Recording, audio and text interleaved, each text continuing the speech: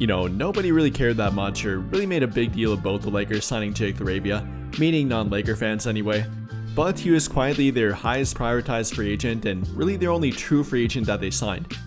Both DeAndre Ayton and Marcus Smart were free agents, I guess, but then again, they only hit the free agent market because of a contract buyout. But if we're talking about a true free agent that actually was expected to be an unrestricted free agent when free agency began on July 1st, that was only Jake LaRavia that the Lakers signed, meaning that they had legitimate plans to sign him, that they had been watching him for some time now and put him at the very tip top of their priority list entering the free agent market, which in my opinion really says a lot about him. Trying to build a new team around Luka Doncic and LeBron James for the time being, and the fact that Jake LaRavia is at the top of that priority list, at least for this season, and potentially for their long-term future, I think that says a lot about him and how the Lakers feel about him too. So with that in mind here, why are they so high in Jake LaRavia? What makes them so confident about him and his future with their team and why he can be a part of actually their future? We're going to talk about that and why they believe they probably struck gold with Jake LaRavia in free agency. And well, to begin, I'm pretty sure they're happy about the contract they got him for, using part of their non-taxpayer mid-level exception, only part of it and not even half of it, the other half of which went to DeAndre Ayton of course, but signing Jake LaRavia to a 2-year, $12 million contract, a flat $6 million for this season and for next season, and in my opinion that's a pretty good price tag for a guy that has a ton of untapped potential, a guy that's shown some flashes throughout the past few years and some really good ones at that, many of which we'll talk about in a bit here. But a guy that probably is undervalued a bit for that price and what he might be able to become for their team too.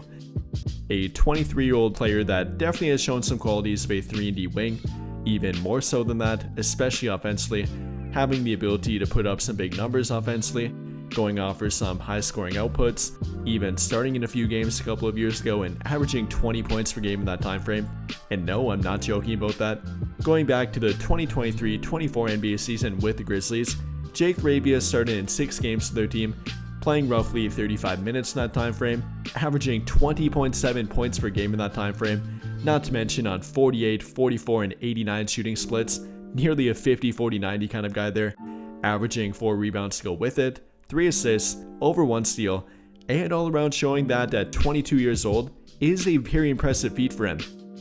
I feel like we have seen young players show less than that and be compensated for more than that than what Jake LaRavia got. So from that standpoint, from a financial standpoint, both in the short term and the long term with Jake LaRavia, I feel like the Lakers are pretty happy with the contract they got him for. Don't take it from me, but take it directly from the Memphis Grizzlies general manager, a guy that passed up Jake LaRavia and declined to extend his contract, him even admitting at the end of this season that they made a mistake by not picking up his team option. Directly with him saying that, I think we should have picked up Jake LaRavia's team option. The mistake was there. I think Jake could have helped us down the stretch. Maybe not quite to the level that we want him to be quite yet, was a little bit of a risk taker last season, and I guess kind of in general too, but he has shown consistent improvement on defense and actually had an above average rating on defense too.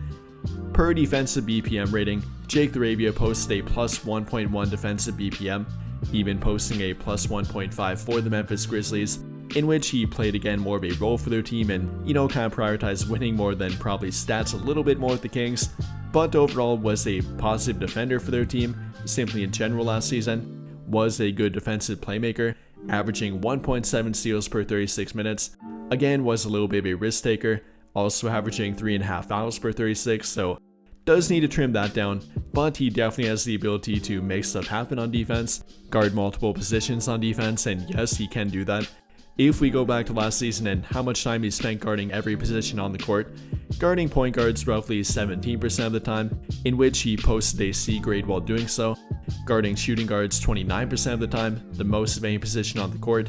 also posting a C grade defensively while doing it, defending small forwards 27% of the time, his natural position and probably his best matchup on defense in my opinion, shown by him grading an A defensively while doing it, then defending power forwards 19% of the time, posting a grade of a B- defensively, and then finally defending centers 8% of the time, posting a D grade while doing it, and obviously not something he should be doing very often.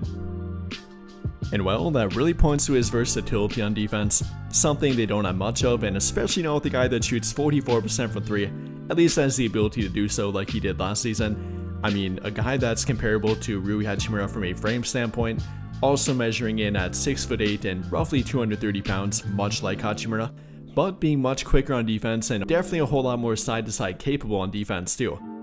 I mean, unfortunately, this is really the one gripe I have with Hachimura. He is a pretty good athlete and a pretty good vertical athlete for his height and overall build, but he's not very quick side-to-side, therefore limiting his ability to defend guards and wings on defense, simply guard the perimeter and three-point line on defense, not something he does particularly well out there. But for Jake LaRavia, that's not a problem for him. It's simply limiting his risk-taking again and kind of locking in and committing to playing solid, actually efficient defense that doesn't involve him taking too many risks out there. And if he doesn't do that, then he definitely can make an impact on defense. I've shown this clip before, but here's a really good example of it. Defending former teammate Desmond Bane last season after being traded to Sacramento, him having to run all over the court to keep up with Desmond Bane, having to do that and dodge a few screens while doing it, eventually getting back to Bane and making him throw a really bad pass because he couldn't get through and away from Jake LaRavia. This is the kind of potential that he has on defense. Simply being able to navigate screens, which Rui Hachimura does not do very well, actually being able to move his feet side to side, keep up with a quicker, smaller player like a Desmond Bane. Even other guards or wings apart from Bane, this is not the only example with it. Jake LaRavia actually has that kind of upside and ability on defense, something they don't really have apart from him, with a guy that can also be capable and actually efficient offensively, which kind of sets him apart from a guy like Jared Vanderbilt. And you know, at least for the time being and with this current iteration of their team, if they eventually make a trade then it might change, but with this current version of their team, that makes Jake LaRavia a one-for-one kind of player on their team in my opinion. A guy that's a big wing that can defend multiple positions on defense, but then also offensively be an efficient three-point shooter, a guy that can create for himself and actually be a scoring option. Nobody else can really replicate that, and I can't really say that for anyone else on their current team. But I think that'll pretty much do it for this one, and if you enjoyed the video, then I'll greatly appreciate it if you drop a like, subscribe to the channel if you have not already, and hit that notification bell to never miss out when I upload a video. But as always, thank you for watching and have a great day or night.